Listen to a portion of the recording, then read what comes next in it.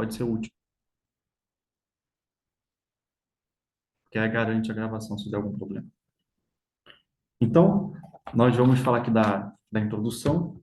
O Caibalion, a filosofia do Antigo Egito e da Grécia, é um clássico do esoterismo, do ocultismo, da espiritualidade moderna. É, foi um dos primeiros livros que eu tive contato quando eu comecei esse estudo, e é um livro que é super divulgado nas redes sociais. Então, ainda que uma pessoa não esteja assim há tanto tempo tendo contato com o ocultismo, com o esoterismo, com a espiritualidade, é comum que logo no início já escute falar desse livro e começa a ler, começa a pesquisar, aí do hermetismo começa a estudar alquimia, começa a estudar astrologia, muitos vão para o tarô, e isso é fantástico, são estudos muito interessantes, questões, assuntos populares que atraem. Então, esse livro aqui está nesse meio, muito popular, e por isso fizemos essa escolha, sobre aqui o mote de reunir jovens. Tem jovens que são mais tempo, né, que estão aí com uma década já a 80 quilômetros, 90 quilômetros, mas são um pouquinho à frente. Bom, falando efetivamente do livro, vamos lá, eu vou fazer a leitura, parágrafo por parágrafo, e vamos fazendo comentários breves, e não pretendo me estender, e ao final nós vamos ter a oportunidade de debater, discutir, trocar ideias e enriquecer esse nosso estudo, certo? Temos grande prazer em apresentar aos estudantes e investigadores da doutrina secreta esta pequena obra, baseada nos preceitos herméticos do mundo antigo.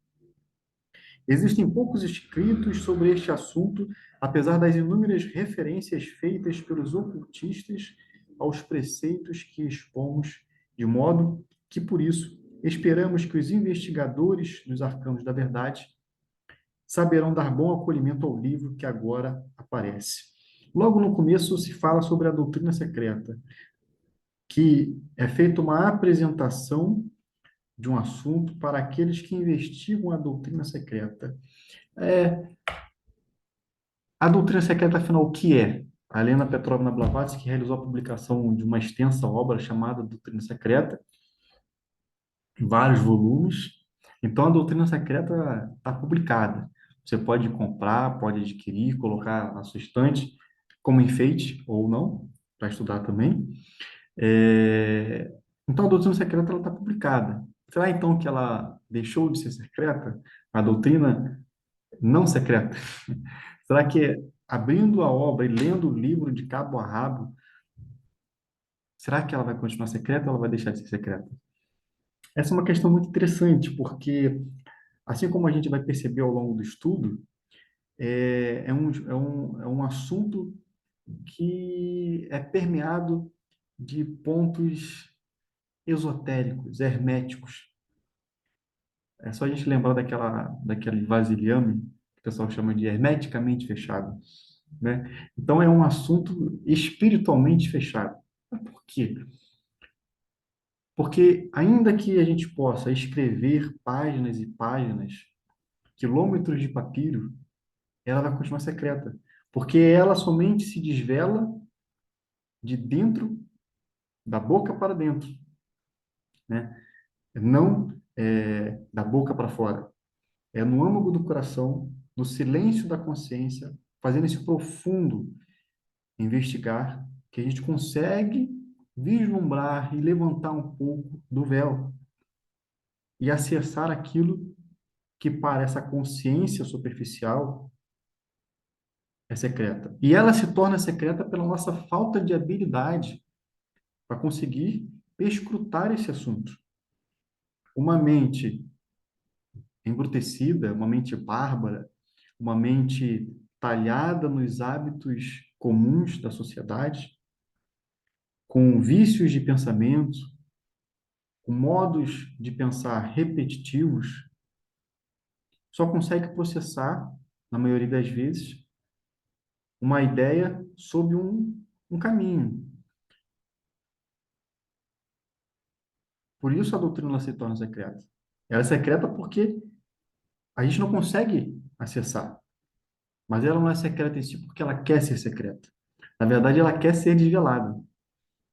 E estes assuntos, ou melhor, esses princípios de que vamos falar, seriam chaves para conseguir abrir as portas que tornam o assunto fechado, o assunto hermeticamente fechado.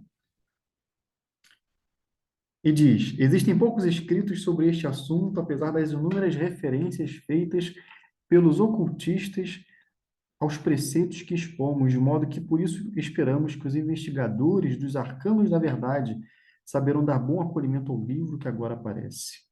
Então, de fato, existem poucas obras que falam sobre os princípios herméticos. Essa obra, o Caibalion,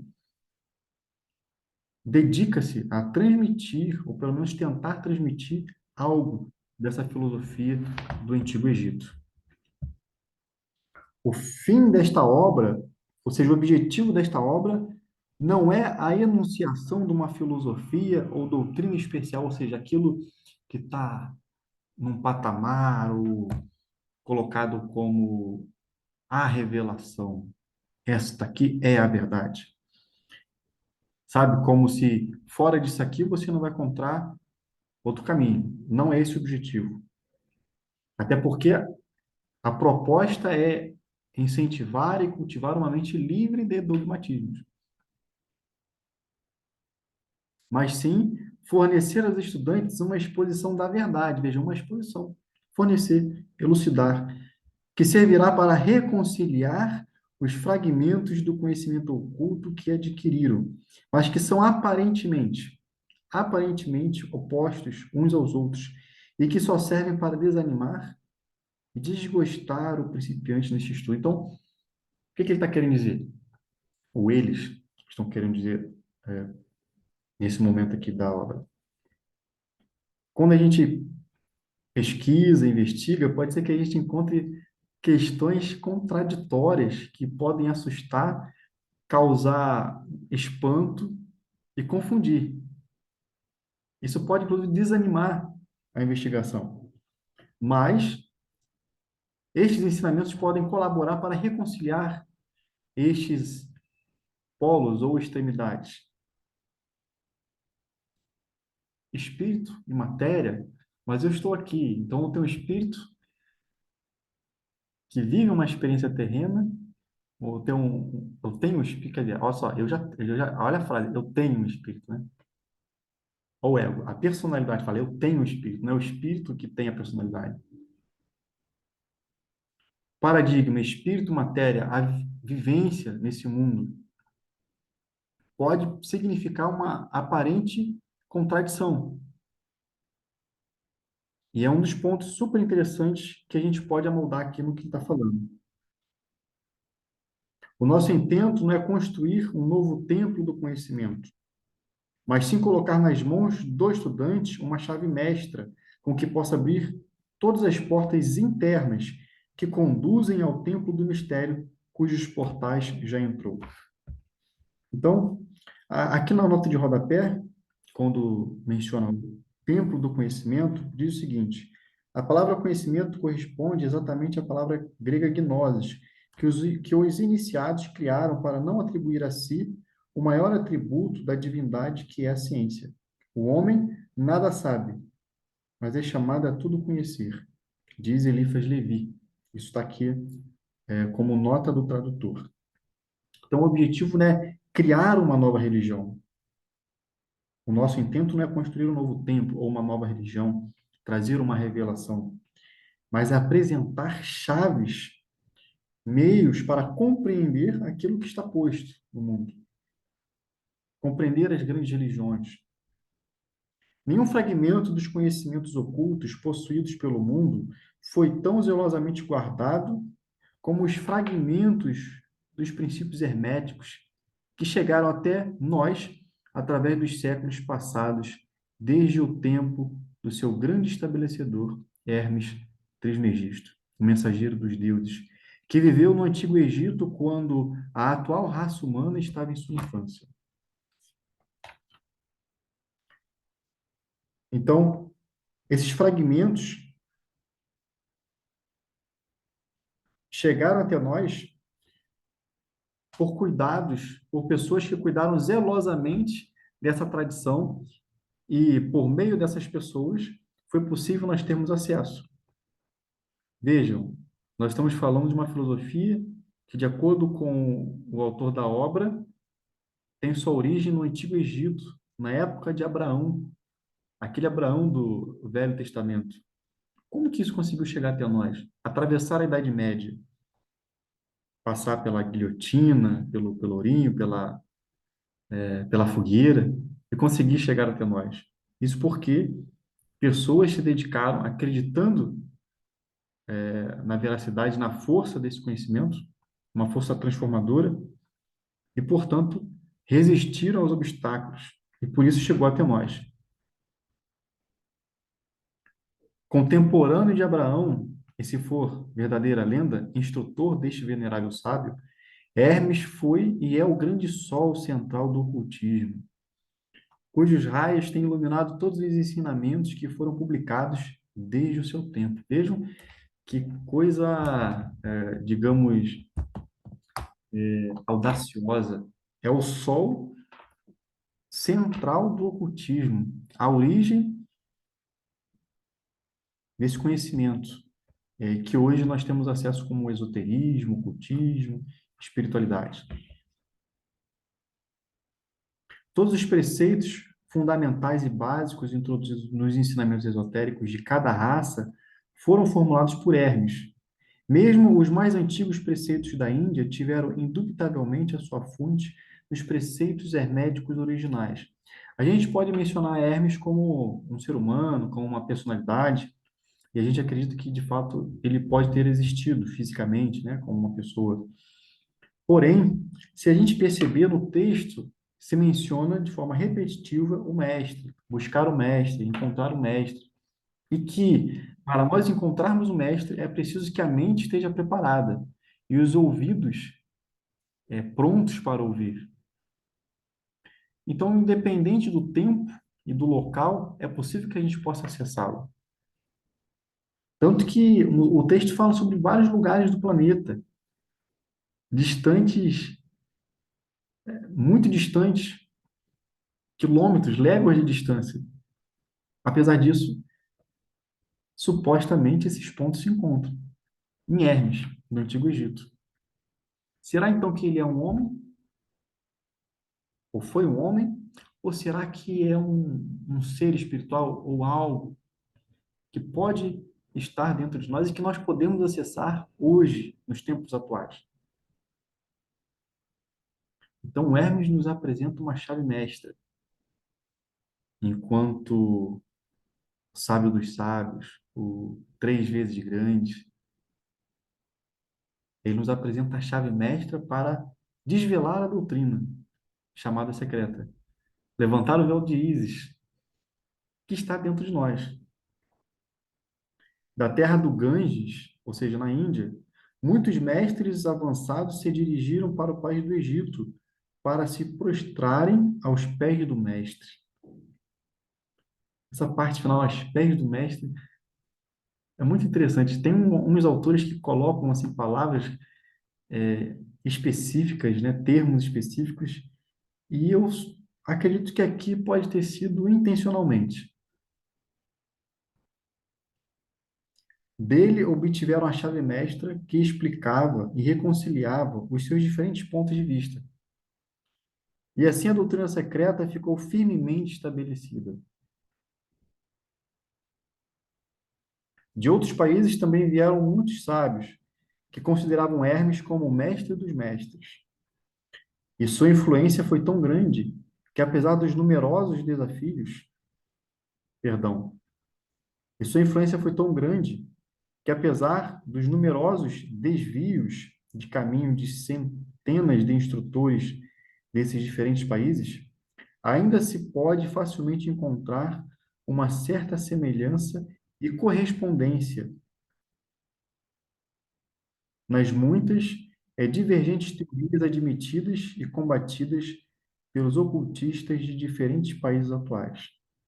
Então, com o passar do tempo, o que ele está querendo dizer? Com o passar do tempo, é possível que a filosofia, que o conhecimento se perca e que a gente passe a fazer interpretações equivocadas daquilo que originalmente se pretendeu.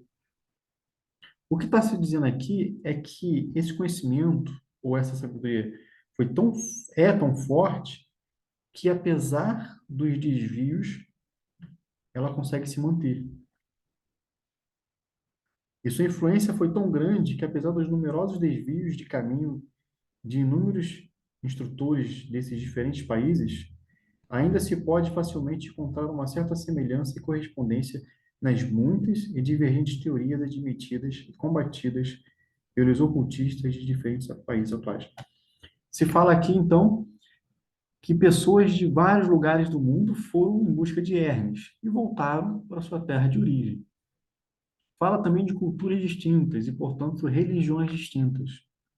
A gente vai ver mais à frente na leitura que ele diz que são princípios que possibilitam que a gente abra os segredos das grandes religiões, justamente porque essas grandes religiões teriam sido influenciadas por essa filosofia antiga,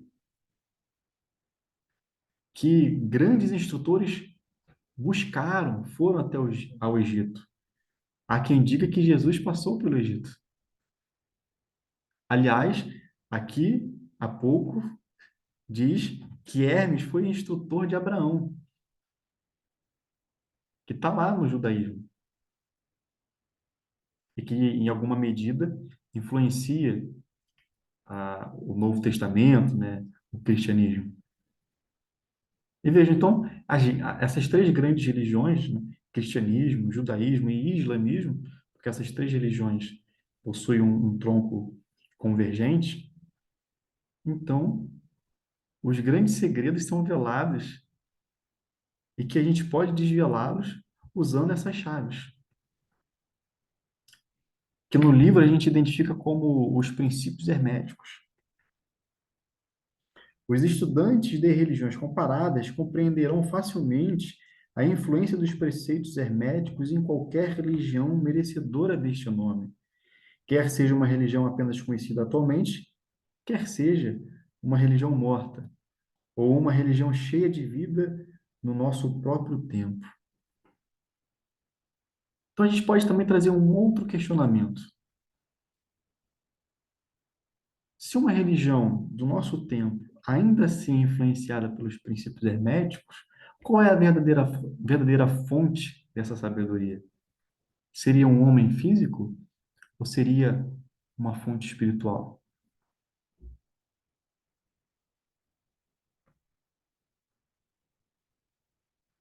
Existe sempre uma correspondência entre elas, apesar das aparências contraditórias. Vejam que fantástico. Existe sempre uma correspondência entre elas, apesar das aparências contraditórias. E os preceitos herméticos são como que o seu grande conciliador. É um texto bem audacioso, né? A obra de Hermes parece ter sido feita com o objetivo de plantar a grande verdade semente, que se desenvolveu e germinou em tantas formas estranhas, mais depressa do que se teria estabelecido uma escola de filosofia que dominasse o pensamento do mundo.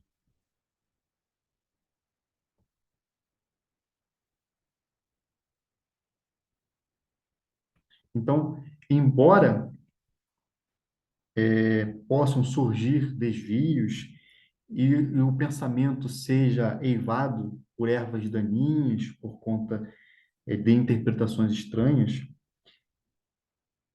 de tempos em tempos a gente percebe que ela se restabelece e consegue, inclusive por conta do que nós vamos identificar aqui mais adiante, por conta de ser de fato uma sabedoria transformadora que vem de dentro, é difícil torná-la ou manipulá-la. Aquilo que é manipulável é humano. Todavia, as verdades originais ensinadas por ele foram conservadas intactas na sua pureza original. por um pequeno número de homens, que, recusando grande parte de estudantes e discípulos pouco desenvolvidos, seguiram o costume hermético e reservaram as suas verdades para os poucos, que estavam preparados para compreendê-las e dirigi-las. Seria então uma filosofia de exclusão, não democrática, preconceituosa, para uns sim, para outros não? O que faz essa distinção? Por que a necessidade de um sigilo ou de uma cautela sobre para quem transmitir ou como transmitir? Por que se diz que precisa tomar cuidado dos lábios aos ouvidos? A verdade tem sido transmitida entre esses poucos, esses ditos eleitos ou escolhidos.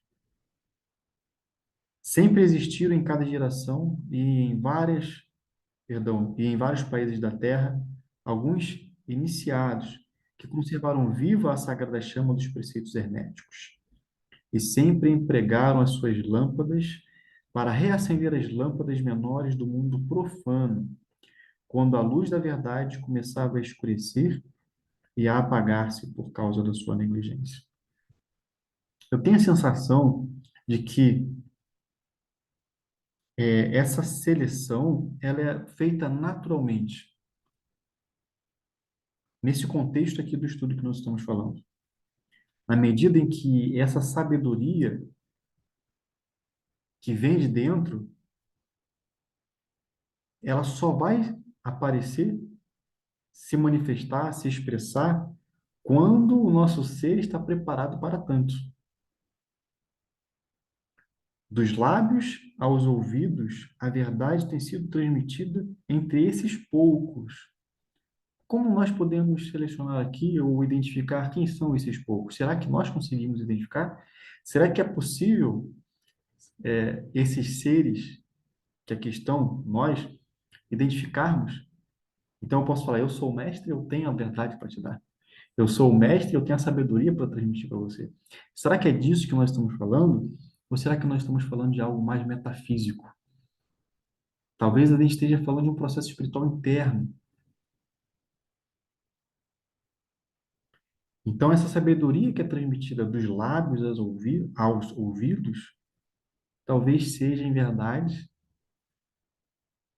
aos ouvidos internos, não aos ouvidos externos, porque exige uma mente preparada, um campo emocional propício. Será que é possível a gente desenvolver o ódio, a raiva, a inveja, o ciúme, todas essas manifestações de separatividade e buscar ter contato profundamente, sabe? Eu acredito que em alguma medida sim, até porque é isso que vai gerando uma transformação. Mas no sentido mais profundo, para ter acesso a essa grande chama, na verdade, essa seleção se dá dentro de nós e naturalmente, de forma que ninguém consegue observar. Veja que o mestre é tão sábio que ele sequer coloca alguém em exposição. O processo ele acontece e a gente não vê.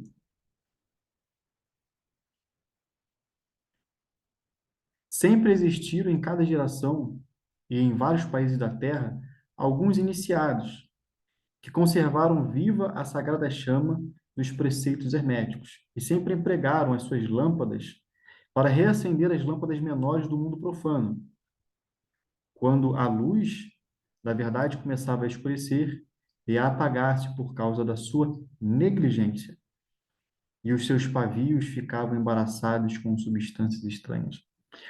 Nesse ponto, eu suponho que está se falando de seres realmente físicos que colaboram de tempos em tempos para retificar a condução desses ensinamentos. Porque, de fato, em algum momento,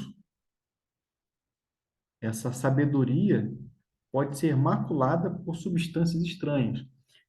Tem uma imagem que eu gosto de usar, Se nós lembrarmos de uma lamparina ou um lampião, é, eu sou bem jovenzinho, então não tive tanto contato com isso. Talvez os irmãos aí de cabelo branco, eu não vou falar ninguém, tenham tido a oportunidade de conhecer. É, a lamparina ou lampião, que tem a chama no meio, né? E é coberta por uma luva, por uma manga, né? Eu aprendi isso com uma irmã da loja de Malaya, uma manga de vidro.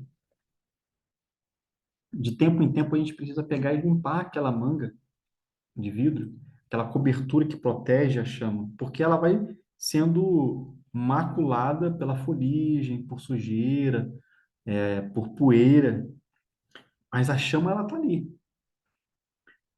Contudo, a luz ela se expressa, se manifesta através daquela manga de vidro, turva, porque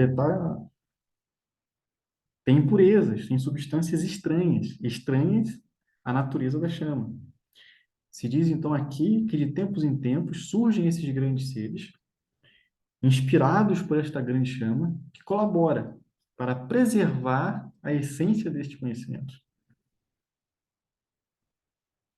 Existiu sempre um punhado de homens para cuidar do altar da verdade, em que mantiveram sempre acesa a lâmpada perpétua da sabedoria. Vejam, será então que aí eu faço um novo questionamento? Será o hermetismo, terá o hermetismo uma fonte, um homem? Se nós estamos falando de uma lâmpada perpétua da sabedoria, é perpétuo. É algo atemporal que vence a temporalidade, que atravessa as gerações, os séculos, os séculos, os séculos, os eons.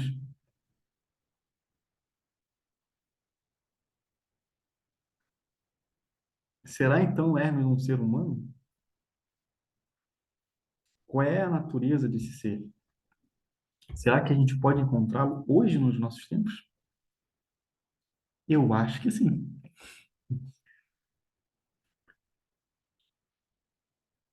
E aqui eu posso ler Lâmpada Perpétua da Sabedoria, olhando como um sinônimo de doutrina secreta.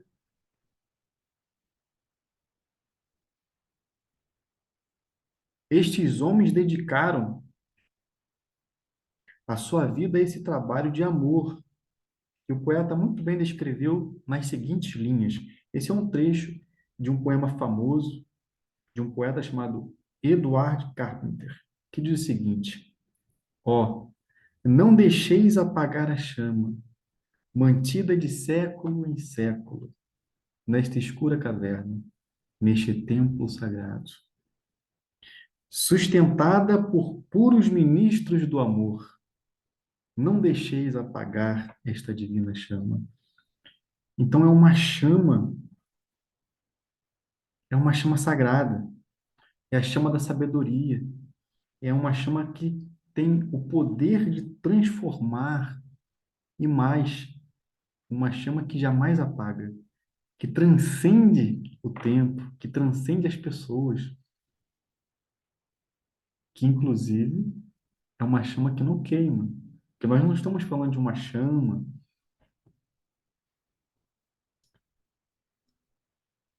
Estes grandes seres que colaboraram para a preservação deste conhecimento transmitido,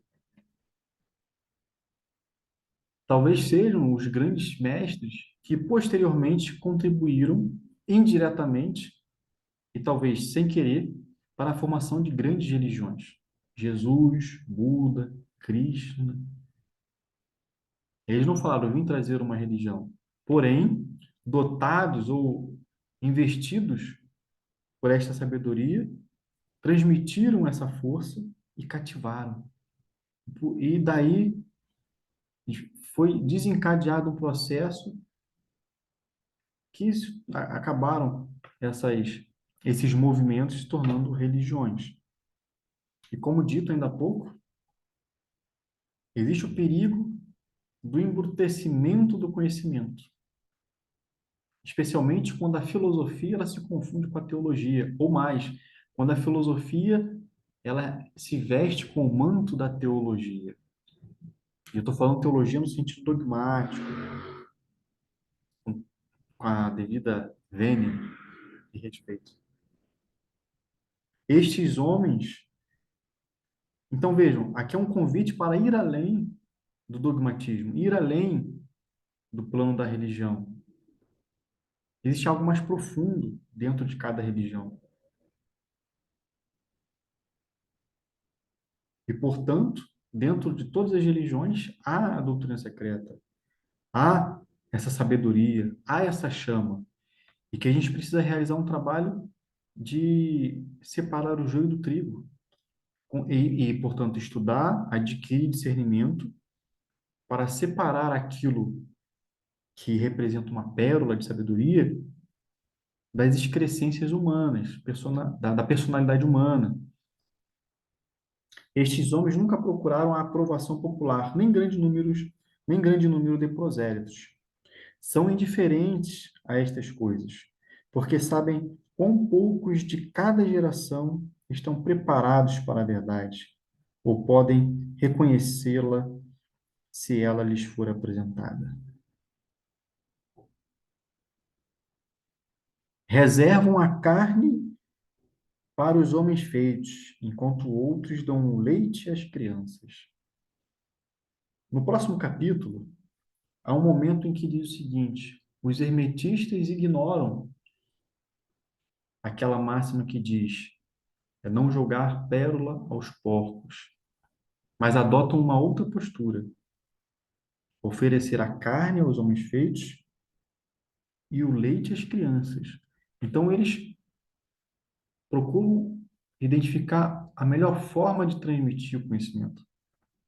Para aqueles que estão mais afeitos ao conhecimento, já têm alguma afinidade, eles conseguem transmitir indo um pouco além. Para outros, usando uma didática diferente. Então, eles se adequam a cada um sem buscar impor métodos. Reservam suas pérolas de sabedoria para os poucos que conhecem o seu valor e sabem trazê-las nas suas coroas, em vez de as lançar ao porco vulgar, que as enterraria na lama e as misturaria com o seu desagradável alimento mental. Vejo que, quando diz aqui o desagradável alimento mental, isso traz um esclarecimento sobre o ponto aqui que está sendo discutido. Vou ler novamente. Reservam suas pérolas de sabedoria para os poucos que conhecem o seu valor e sabem trazê-las nas suas coroas. Sabem trazê-las nas suas coroas, em vez de lançar ao porco vulgar, que as enterraria na lama e as misturaria com seu desagradável alimento mental. O problema está na mente. O problema está naquilo que a gente usa para alimentar a mente.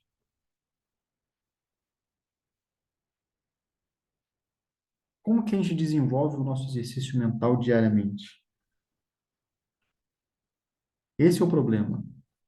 Uma mente bárbara, embrutecida, arraigada em hábitos muito egóicos, certamente vai fechar as portas da mente para a sabedoria. Não se diz que quando o discípulo está pronto, o mestre aparece? Talvez se, na verdade, a gente possa entender que quando a mente ela está sensível para algo mais elevado, ela consegue perceber aquilo que já estava na frente.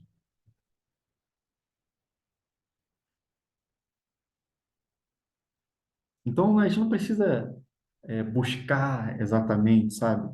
É, na verdade, um trabalho interno, é uma navegação interna, intranáutica, navegar os mares do ser. E motivados, é claro, com aquelas grandes questões que a gente costuma ouvir. Quem sou? De onde vim? Para onde vou?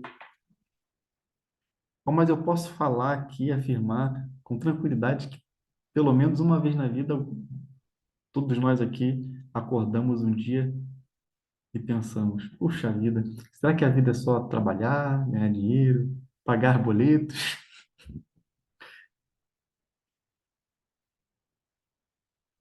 Mas esses poucos não esqueceram nem desprezaram os preceitos originais de Hermes, que tratam da transmissão das palavras da verdade ao que estão preparados para recebê-la, a respeito dos quais diz o Caibalion.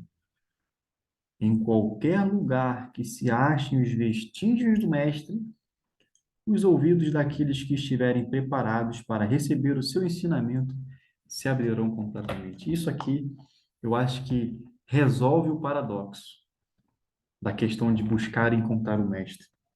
A gente precisa se capacitar.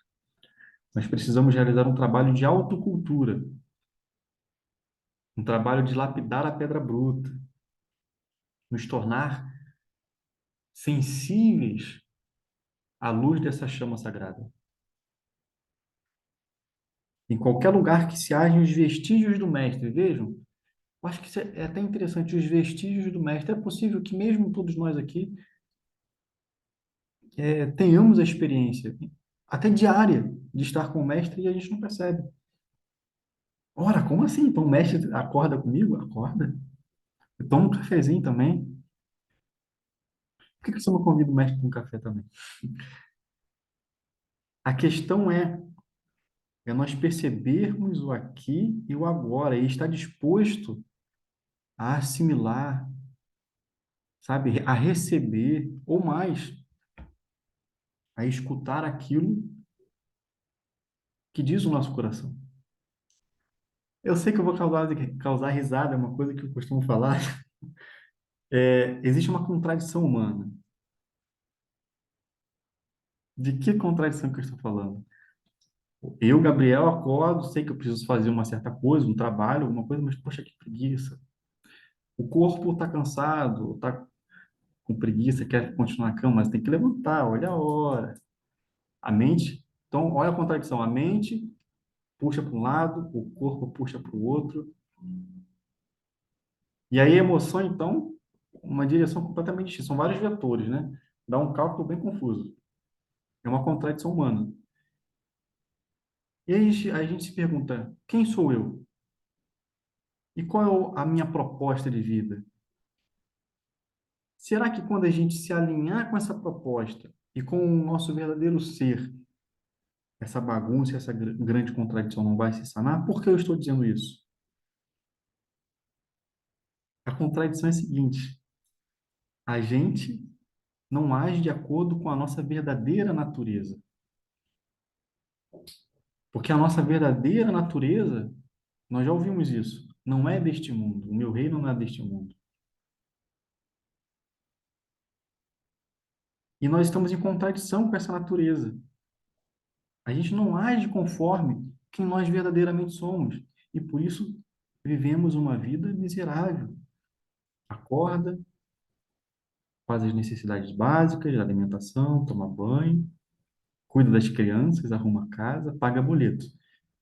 Quando veja, são 9 horas da noite. Não dá nem para assistir Netflix, porque não dá tempo, tem que descansar. Não dá tempo para meditar direito.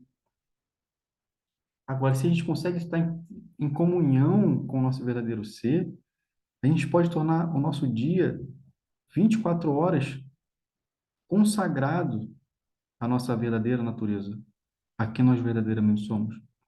Independente de lugar, independente de circunstância, independente de condição física. E por que que eu falei que em algum momento ia causar risada? Porque talvez os bichinhos estejam mais sintonizados que nós. O gatinho, o cachorrinho, porque o ser humano não consegue agir como um ser humaninho. Mas o gatinho, o gato gateia, segue a sua natureza, a borboleta voa, ela não chega, a borboleta não para nada, assim, eu acho que eu sou um gato. Não, ele segue a natureza. A abelha poliniza, cumpre a sua natureza naturalmente, sabe? Consegue viver e expressar a sua natureza espiritual, do seu coração.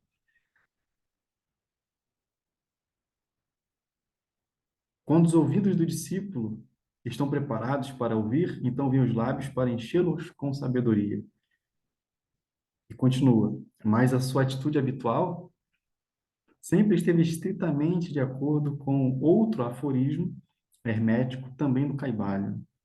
Os lábios da sabedoria estão fechados, exceto aos ouvidos do entendimento. E que entendimento é esse? Eu quero fazer a leitura da nota de rodapé, porque o texto faz menção ao que está na nota de rodapé. E essa nota é sobre justamente o termo entendimento. Os lábios da sabedoria estão fechados, exceto aos ouvidos do entendimento. Então, com o entendimento, a gente consegue abrir e acessar a sabedoria. O que diz a nota sobre o entendimento? Existe no homem um ouvido mental e um ouvido astral. Assim como ele tem um ouvido físico, porque o que está embaixo é análogo ou correspondente ao que está em cima. Não é igual. No estado de êxtase, o ouvido mental, o ouvido interno, ou do entendimento, se abre e ouve uma voz, a voz da harmonia infinita, que lhe revela por meio de uma música celeste os mistérios que ele deseja saber. Os ouvidos do entendimento são ouvidos que ouvem e entendem, isto é, ouvidos conscientes da voz que ouvem em estado de abstração espiritual. Este é o processo de encontrar o mestre, é tornar o nosso organismo físico e espiritual sensível à voz do mestre.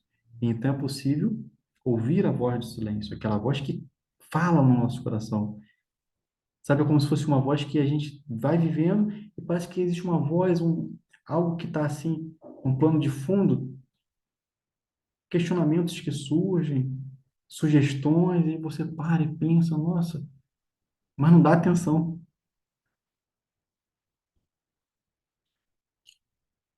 Então, nós precisamos, como diz o Krishnamurti, criar uma mente jovem, renovada, para conseguir perceber as coisas como elas verdadeiramente são.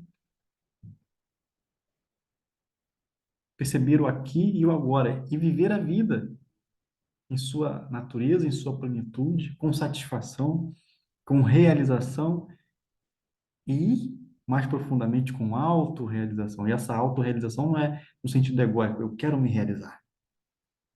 Sabe, eu, Gabriel, ou, ou a Maiara, o Hélio, não, eu sou tal. Não, autorrealização no sentido de realizar a sua própria natureza, aquilo que você verdadeiramente é em sua essência. É disso que nós estamos falando.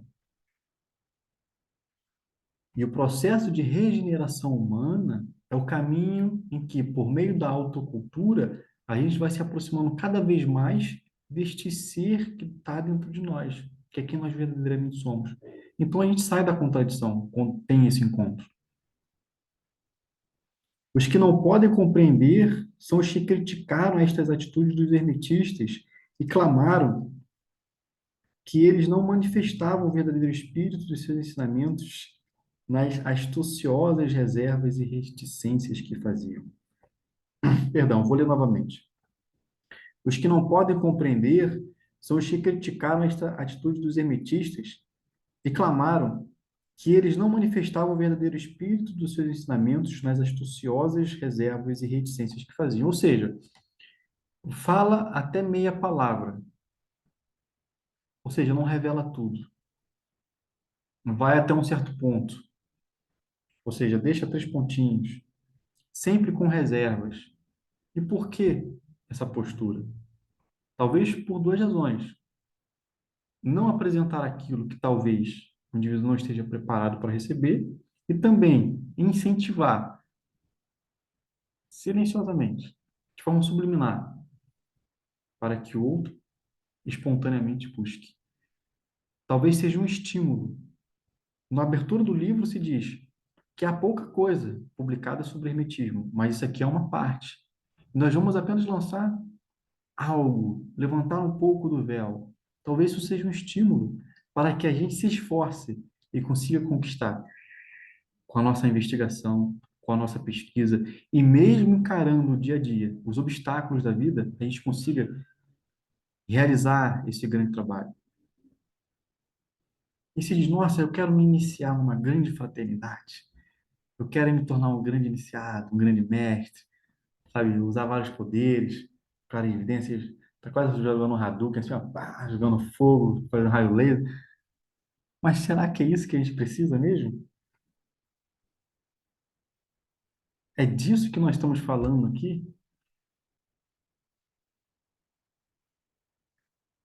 E é um caminho perigoso quando a gente se depara com esse caminho de estudo, porque são feitas várias propostas no caminho oculto. E eu acredito, eu suponho, que a iniciação que se diz nos livros que tratam do assunto, ela acontece aqui agora e ela está acontecendo nesse momento. Quando a gente tem que passar pela prova de fogo, a prova da água, a prova da terra, a prova do ar. Olha, veja uma prova de fogo diariamente, você pegar um trânsito, vem um cara e corta você. Tem muita gente que já solta um palavrão, sabe? Eu conheço, tem um irmão que ele, quando acontece isso, ele fala assim, muita paz, meu amigo, tudo de bom para você, vai em paz, pode seguir. É uma prova. Sabe, eu consegui, por exemplo, assistir um campeonato de futebol, o seu time perder e continuar feliz. É difícil. É difícil quando a gente tem uma crença muito forte, por exemplo, numa personalidade política e ele perde. É uma prova. Conseguir dialogar com o diferente, observando que o outro ponto de vista pode ter uma parcela de razão, e ainda que não tenha, sob o nosso ponto de vista, mas conseguir se realizar, se relacionar em harmonia.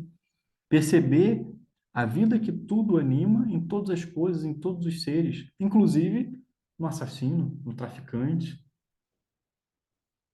É claro que tudo isso são questões delicadas, mas conseguir se relacionar com harmonia sem causar sofrimento e dor. Então, são feitos convites, chamados, como um estímulo para que a gente busque. Eu me recordo de algo que foi dito no último encontro, que quando a gente joga uma sementinha na terra, a plantinha cresce e a plantinha vai procurando a luz. Ela cresce em direção à luz. A luz é um estímulo que faz com que ela cresça, se desenvolva e vá na direção da luz. Talvez seja isso. Nós estamos vendo, observando um facho de luz e vou seguindo. Vamos ver. E a gente que faz o esforço de buscar. O mestre ele não vai pegar a gente pela mão e falar, venha, não tem nepotismo, não tem, não rola isso, não tem quem, não tem indicação. Aqui realmente é a meritocracia mesmo, nesse ponto. Porém, um rápido olhar retrospectivo nas páginas da história mostrará a sabedoria dos mestres que conheciam que era uma loucura pretender ensinar ao mundo o que ele não desejava saber. Imagina, chega o mestre na sua frente e fala assim: eu vim trazer a verdade para você. Você fala, tô nem aí. O negócio assim pro mestre: vai ver se estou na esquina. Eu não tô, sabe, a pessoa não quer. Então, de que adianta divulgar? É claro que a gente tem que contribuir para levar sabedoria, ensinamento, entendimento para o mundo, mas é necessário o interesse. A gente precisa levar aquilo até para economizar o nosso tempo. É disso que está dizendo aqui. Eu sempre procuro trazer isso para a minha realidade, para tentar entender melhor, né?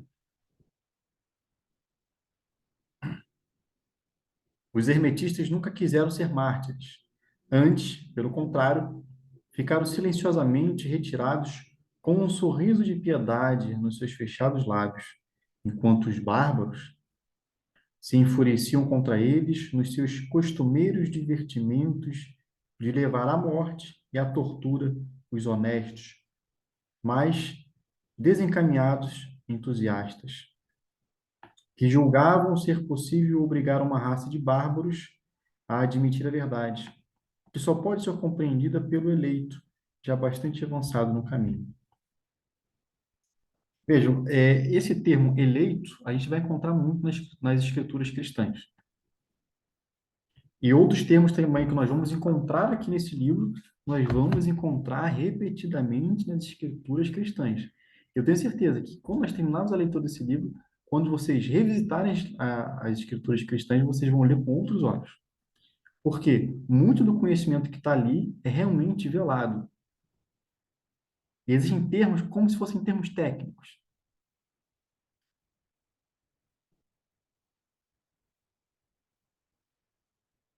E o espírito de perseguição ainda não desapareceu da terra. Há certos preceitos herméticos que, se fossem divulgados, atrairiam contra os divulgadores uma gritaria de desprezo e de ódio por parte da multidão, que tornaria a gritar: crucificai-os, crucificai-os. Nós já ouvimos essa história antes da crucificação.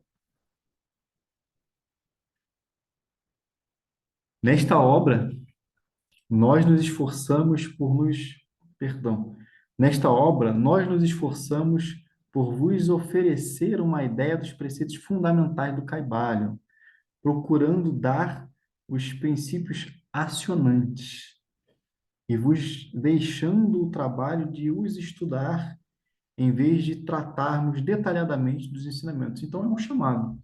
A gente precisa se esforçar. A gente precisa realizar esse trabalho, buscar, investigar, nos debruçar sobre a obra-prima, que é bruta, e torná-la sutil, elevada, aparar as arestas para realizar uma grande construção. Se fordes verdadeiros estudantes, podereis compreender e aplicar estes princípios. Se o não fordes, deveis vos desenvolver, porque de outra maneira os preceitos herméticos serão para vós somente palavras, palavras, palavras. Então, se de algum modo a gente não conseguir penetrar ou sentir que não está rolando, tudo bem. Certamente, com a dedicação, a gente pode resolver essa barreira interna e mergulhar mais profundamente. É interessante falar sobre uma coisa que eu considero sempre muito oportuna,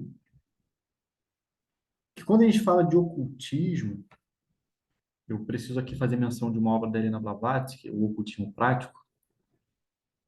Lá naquela obra, a Helena Blavatsky fala que ocultismo seria uma tradução não muito feliz de um termo oriental chamado Gupta Vidya. Vidya, conhecimento, ou entendimento, sabedoria, sobre algo oculto, Gupta, né?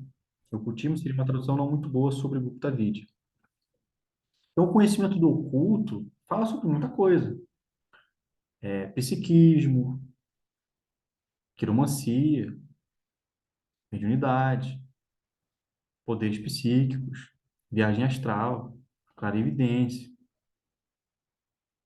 Mas existe uma seção, uma ala desse conhecimento oculto. Então, o Gupta Vidya é algo bem abrangente, mas existem setores dentro desse conhecimento oculto. Nós estamos tratando de um ponto específico do conhecimento oculto, que seria aquilo que nós podemos chamar de a doutrina secreta, ou a sabedoria divina, que também a gente conhece como teosofia, e que, levando para o dialeto original, seria Atma Vidya, ou Atma, que se refere ao espírito, Vidya, conhecimento, portanto, conhecimento que aponta para o espírito, o conhecimento que transforma, o conhecimento que rasga a nossa mente gentilmente.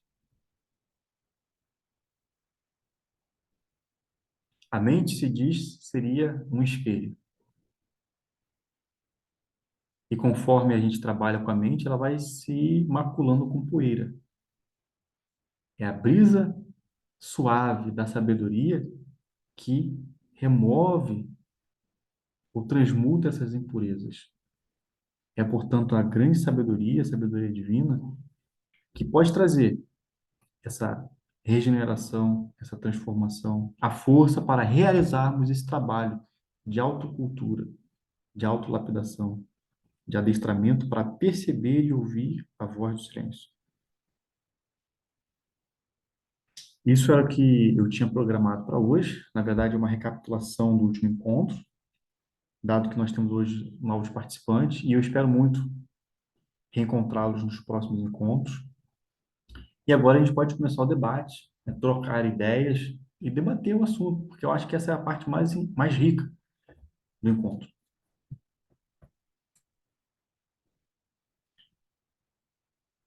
Um de cada vez.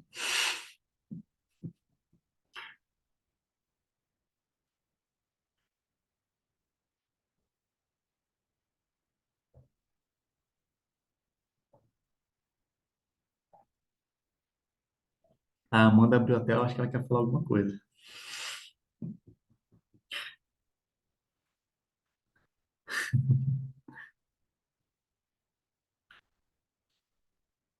Em alguns momentos eu vi a Lucimar assim, com os olhos assim bem.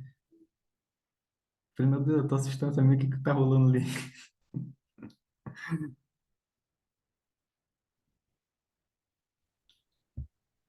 Oi, Gabriel, posso falar? Opa, boa noite, meu querido, tudo bem?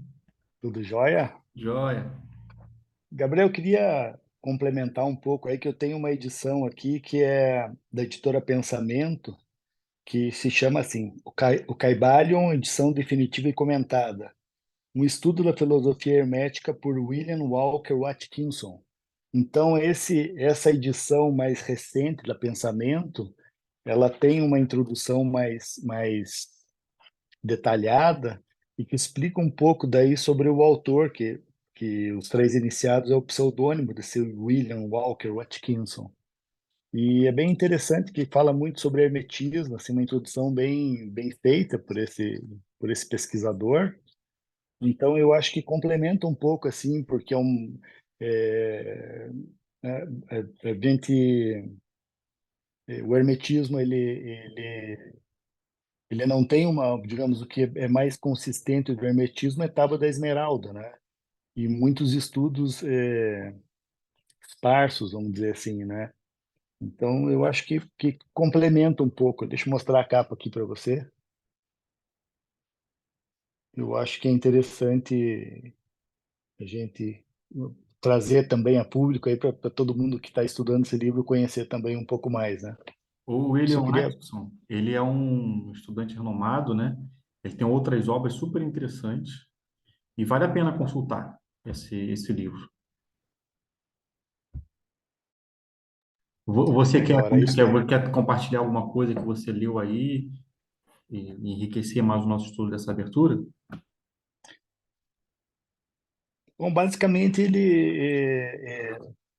o a pessoa que fez essa introdução, esse pesquisador, que é um estudioso de religião inglesa, o Philip Sleep, daí ele faz uma pequena biografia do William Watkinson, né, dos livros que ele escreveu, da importância dele, do estudo da teosofia também que o William fez, né, e explica um pouco mais sobre o hermetismo, né, que foi redescoberto ali na época do Renascimento, ali em Florença, e E é uma coisa que, pelo que eu percebo, assim, o hermetismo, ele, ele, alguns estudiosos ou alguns livros acabam meio que deturpando, né? Ele,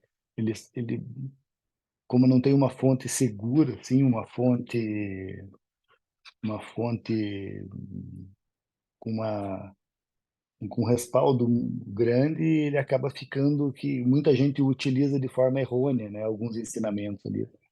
E pelo que eu entendi aqui, é o corpus hermeticum, né, que seria 42 volumes ali mais antigos ali que se referem ao hermetismo, são a base principal e a Tábua da Esmeralda, né, que é do século X, se eu não me engano, que apesar de ser bem curto, é mais ou menos o que traz o livro Caibalion. O Caibalion daí trata de uma forma mais detalhada, assim, né?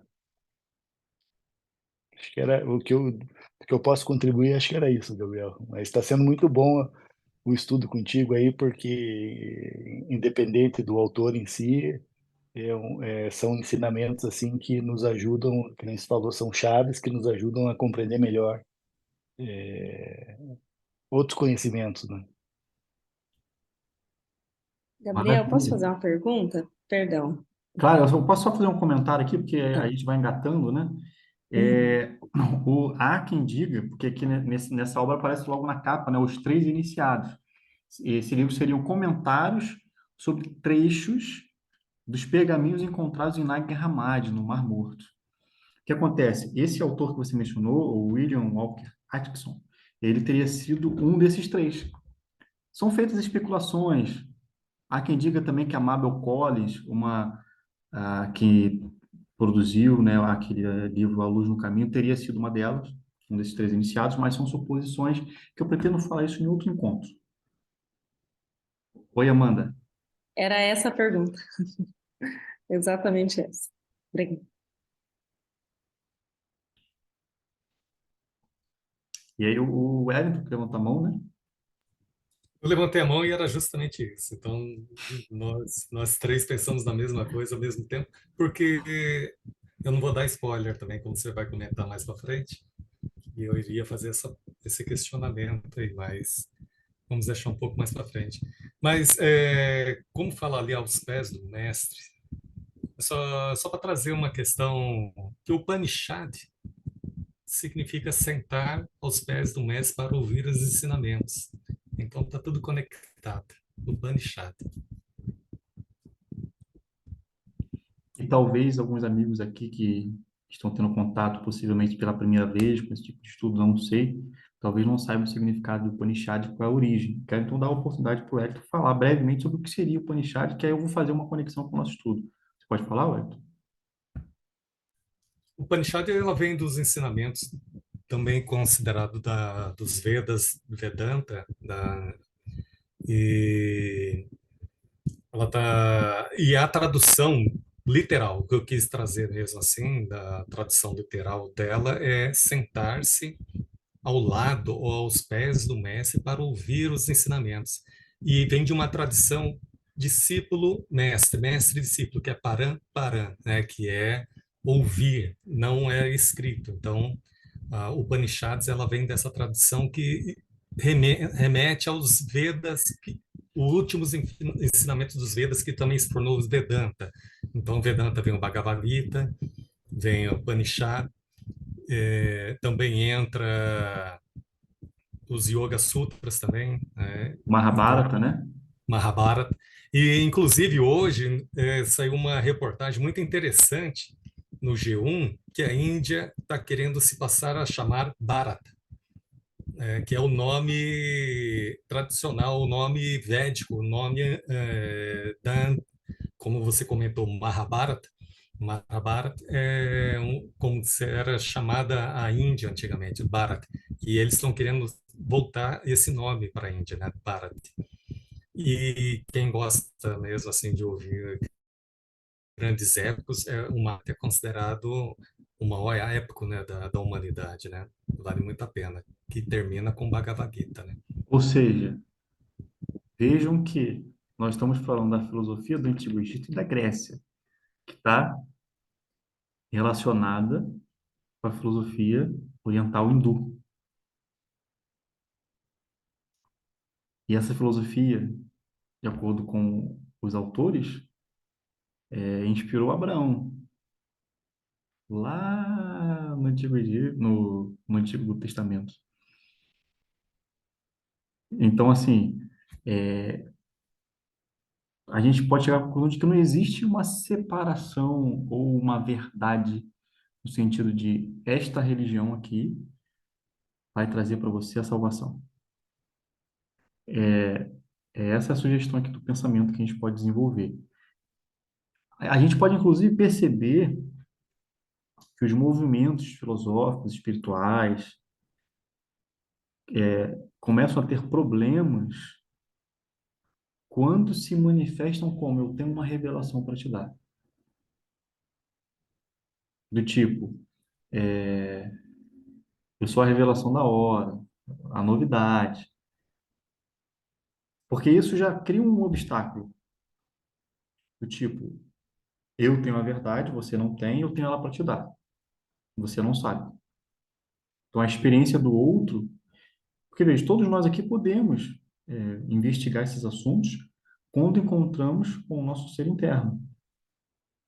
E isso é um direito de todos nós. A espiritualidade, a sabedoria, é um direito de todos, né? Eu não preciso de um orientador, sabe, de um ser que eu vou te orientar, né? É nesse sentido.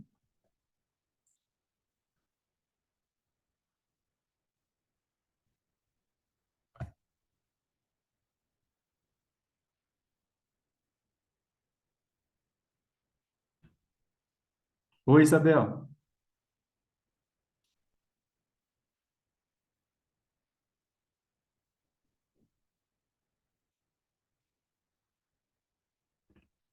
Oi, peraí um pouquinho, eu tenho tentando arrumar aqui. Acho que a internet dela não está muito boa. O Everaldo que está aqui, é o Everaldo do Rio de Janeiro? Perfeito, perfeito, Ô, Gabriel, sou eu. quanto tempo, tudo bem? Muito boa noite. Boa noite. Bom te ver. Ô, Gabriel, já que você me chamou, eu queria então externar aqui o meu comentário sobre a tua fala. Posso fazer? Tem alguém na fila? Como é que tá? Claro, fique à vontade. Pô, Gabriel, parabéns aí pela tua exposição, maravilha, né? Muito bem compassado, muito suave, muito bom mesmo. Parabéns, tá? Pela tua exposição. Eu queria pontuar, Gabriel, numa das coisas desse trecho que você leu da introdução do livro, quando ele fala aqui logo no início, na página 7, é dito assim, né? O nosso intento não é construir um novo templo de conhecimento, mas sim colocar nas mãos do estudante uma chave mestra que, com que possa abrir todas as portas internas que conduzem ao templo do mistério, cujos portais já entrou. O Gabriel, o insight que eu tive enquanto você lia isso, né? Eu estava aqui pensando, que coisa interessante, né? Ele diz aqui, textualmente escrito, né? A intenção é colocar mais ele fala aqui, né? Um novo tempo de conhecimento, né? Ou seja, literatura, mas sim a chave mestra. Então, eu fico pensando, né? Nós já temos uma literatura vasta na qual nós conhecemos, a gente está sempre aqui estudando, trocando ideias, né? E ele fala aqui uma palavra que para mim é sutilíssima e de fundamental importância. Aqui já se fala em chave mestra, né? Não se fala mais numa construção de novo tempo, uma nova literatura, uma nova escola. Não, são chaves mestras, né? Ou seja, é a sutileza de algo que vai além do intelecto. O intelecto gosta de muita literatura, muito conhecimento, muita erudição, muitos sistemas de conhecimento. Sistemas são mentais, né? Quando ele fala aqui em chave mestra, já aponta para uma outra instância, né? É algo mais sutil. Não é mais literatura, mas algo que te dê insight. Chave mestra, você abre portais, né? Ele aqui fala em portal, né? Que conduzem ao templo do mistério, cujos portais já entrou. Né? Então, achei interessante esse trecho que você leu aqui e a sutileza de falar de chave mestra e não de mais um sistema de conhecimento, ou seja, mais uma questão mental, mais um sistema. Então, muito interessante esse trecho que você conduziu aqui na leitura. Parabéns aí pela tua condução, muito bom. Né? Obrigado, meu irmão. Você trouxe realmente um ponto fantástico, da erudição da mente. A gente procura encher a mente de conteúdo, conteúdo, conteúdo, mas talvez o trabalho seja mesmo de não colocar mais coisa, mas tirar. Porque se nós estamos aqui com o mestre dentro de nós, na verdade a gente precisa fazer o trabalho de encontrá-lo. Mais um trabalho de limpeza, de harmonização, sabe? De sintonia. E esses grandes seres teriam conseguido realizar esse trabalho. Talvez por meio de meditações, e, por meio delas, dessas atividades espirituais, se conectaram, perceberam essa realidade e, em conexão, transmitiram. E é claro que quando a verdade ela é posta em palavras, ela já se torna limitada. Tem uma frase que a gente costuma ouvir nos nossos estudos: a palavra mata e o espírito vivifica. A partir do momento que já está aqui escrito, já está escrito. Já não é mais aquele vislumbre, aquela conexão de, sabe, aquilo que você, nossa, percebi, e você não fala nada. É igual o gosto do Guaraná. Como que é o gosto do Guaraná? Ô, Everaldo, você consegue explicar para mim o sabor do Guaraná?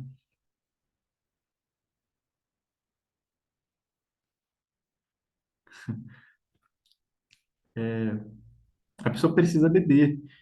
Nos próximos encontros eu não vou mais falar do gosto do Guaraná, eu vou falar o gosto do suco de laranja.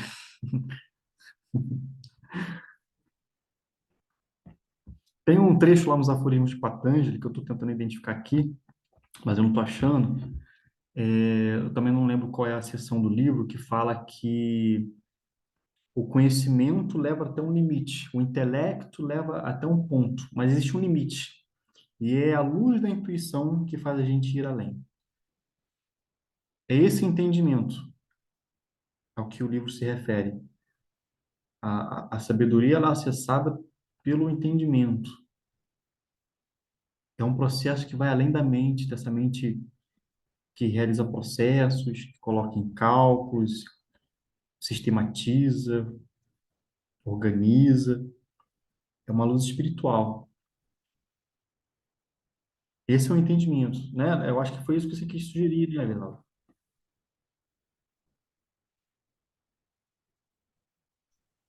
Oi, Perfeito. acho que agora eu consigo falar.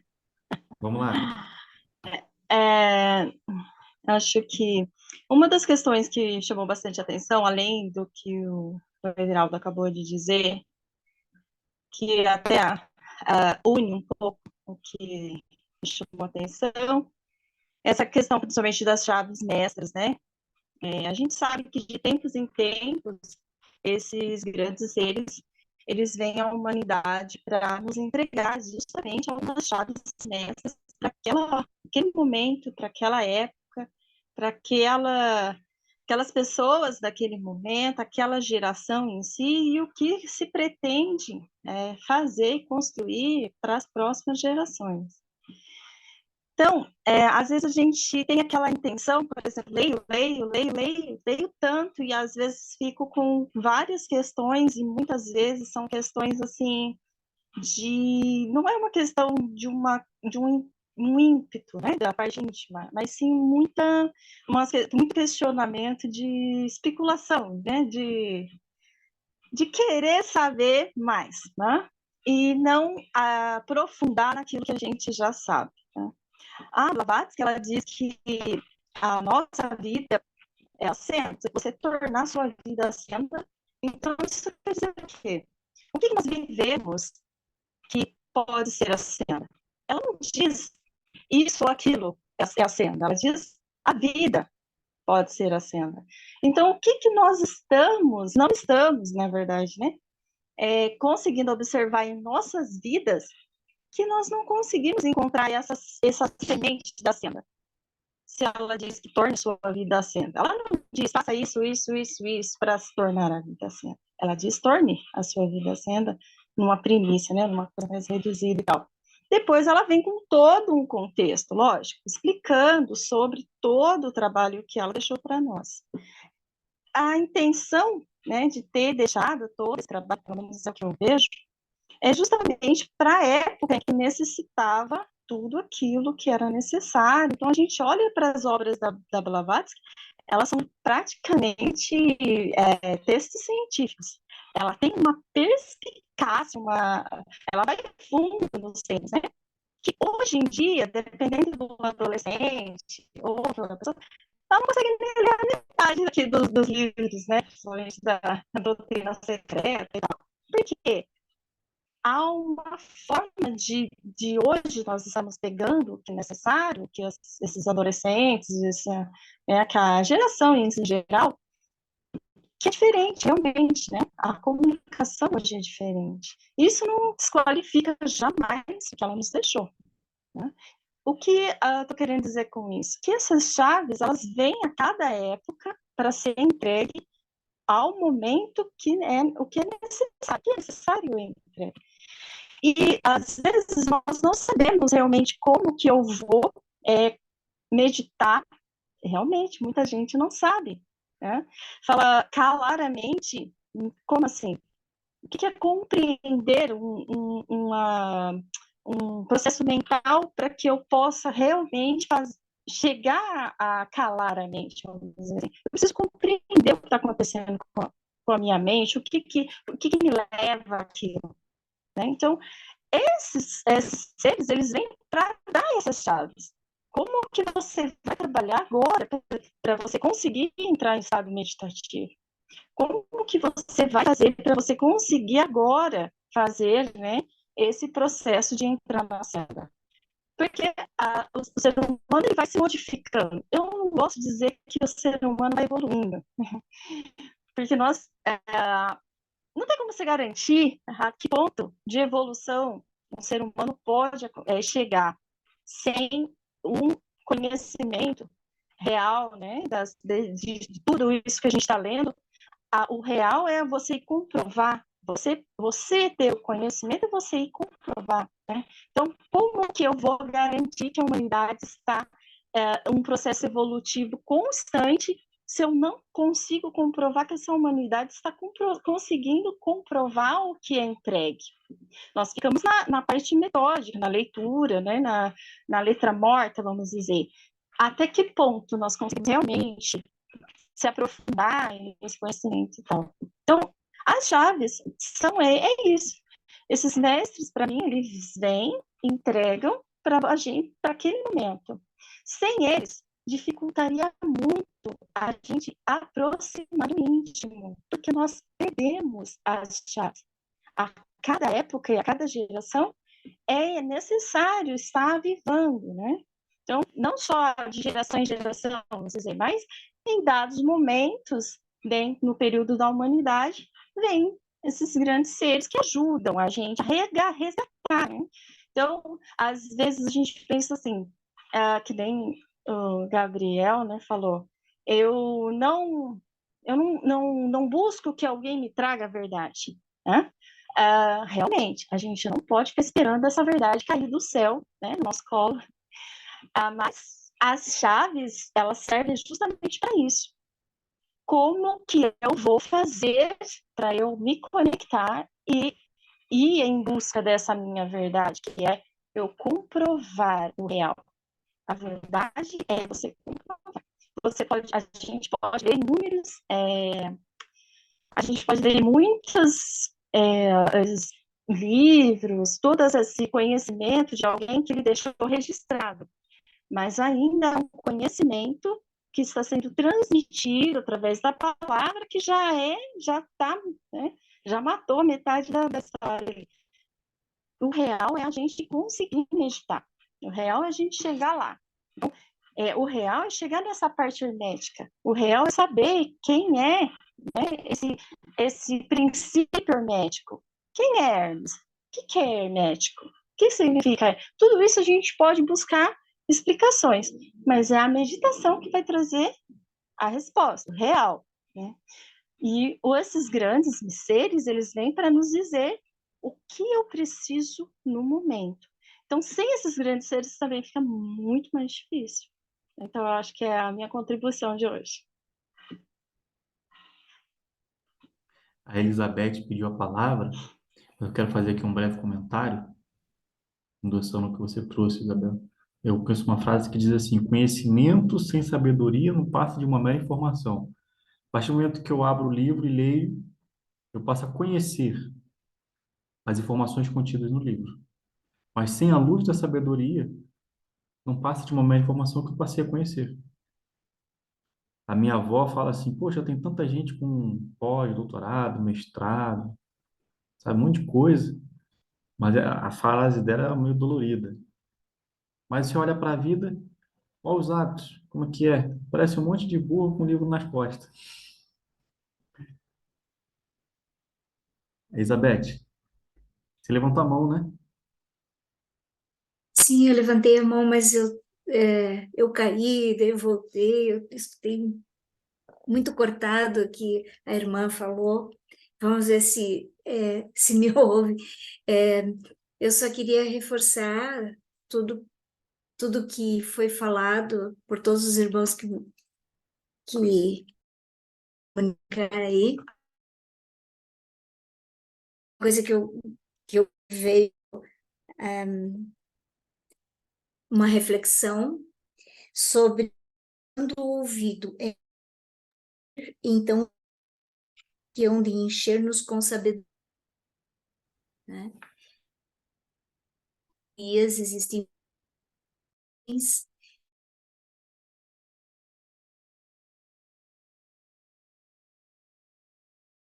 nós temos que ter mestra ou várias chaves ou algumas maneiras de interpretar, porque, como você mesmo falou, como a Isabel falou também, não sei se estão me ouvindo, tá? Estão me ouvindo? Agora está conseguindo te ouvir bem. Antes estava falhando um pouco, mas agora tá bom. É. Então, o que acontece é que estas filosofias e estas mensagens, elas ou vêm em parábolas ou elas vêm de uma maneira que é preciso uma interpretação pessoal. Por quê? Porque cada um de nós tem uma capacidade de entender em certos momentos até da nossa vida. E cada pessoa, cada época, existe um entendimento ou não, né?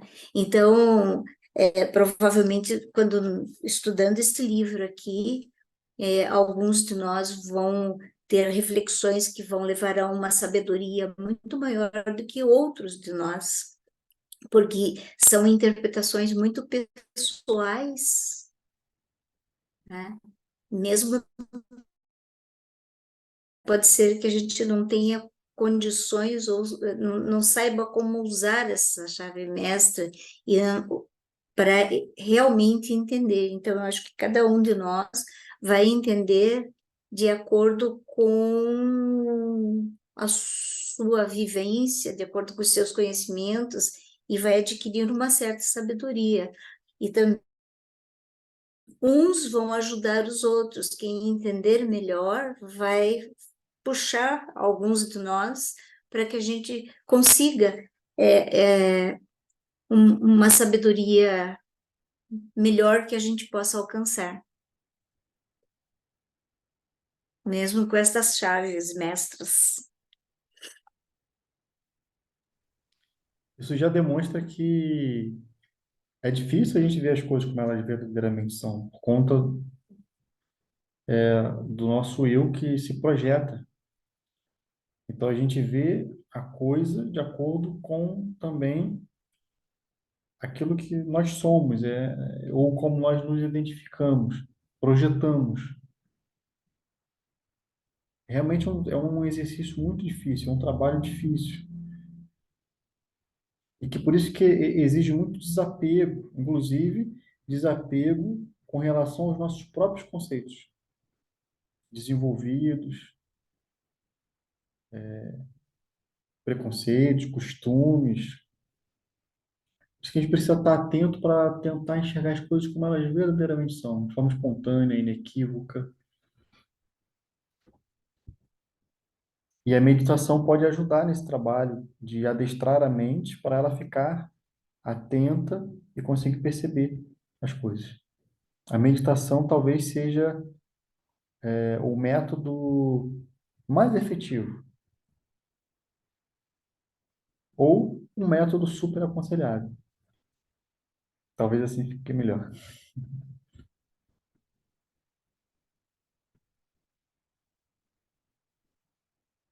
São 8h40. Nós começamos perdão, 9h40. Começamos às 8h10. Então, estamos fazendo aí cerca de 1h30, né? Um pouco mais de estudo. E eu estou muito feliz de encontrá-los novamente e que a gente possa, na próxima terça-feira, estarmos aqui novamente, dando continuidade ao estudo. Na oportunidade, nós vamos, de fato, adentrar o conteúdo do capítulo 1, que vai falar sobre a filosofia hermética. E o aforismo que abre o texto e que é comentado é o seguinte: os lábios da sabedoria estão fechados, exceto aos ouvidos do entendimento. Então, a gente vai efetivamente começar a mergulhar mais naquilo que é o hermetismo no próximo capítulo, nossa próxima reunião. E vamos, durante essa semana, durante esses próximos 7 dias, procurando sintonizar as nossas mentes com esse estudo, né? Estudar, refletir, meditar. Vamos compartilhar os nossos questionamentos lá no grupo do WhatsApp. Acho que isso é legal, porque durante o dia a gente vai mantendo aquele pensamento na mente e assimilando, digerindo. E eu espero que vocês estejam gostando. Eu estou aqui somente incentivando, né? Provocando as reflexões. Aqui eu estou cumprindo um papel de pivô, né? E vamos então para as palavras finais aqui e fazer uma meditação para nós encerrarmos o nosso encontro. A Senira ainda está aí?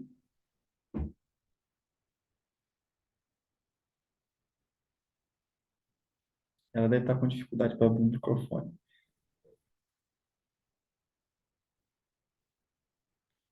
Bom, então, meus amigos, vamos nos colocar de forma ereta, né? Coluna firme, ereta, de forma confortável.